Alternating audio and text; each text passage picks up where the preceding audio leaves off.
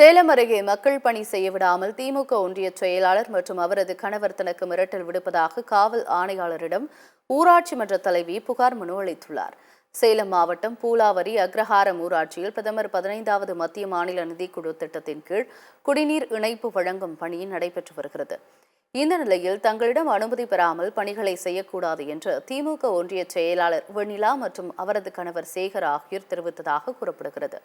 மேலும் குடிநீர் இணைப்பு வழங்குவதற்கு பணம் கேட்டு தன்னை மிரட்டியதாக ஊராட்சி மன்ற தலைவி ராதா செல்வம் குற்றச்சாட்டு தெரிவித்து வருகிறார்.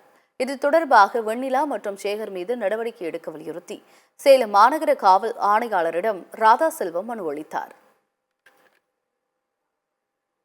அம்மா மக்கள் முன்னேற்ற கழக பஞ்சாயத்து தலைவராக நான் பூலாவரி பஞ்சாயத்தில் பணியாற்றி வருகிறேன்.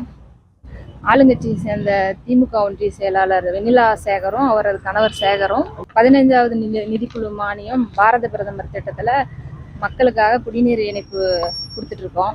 அதை தடுத்து நிறுத்தி 15,000 பணம் கொடுத்தாதான் பைப் லைனுக்கு நாங்கள் விடுவோம் அப்படின்னு சொல்லி அராஜக போக்க கையாண்டுட்டு இருக்காங்க. அது சம்மந்தமாக கமிஷனர்கிட்ட பெட்டிஷன் கொடுக்க வந்திருக்கோம்.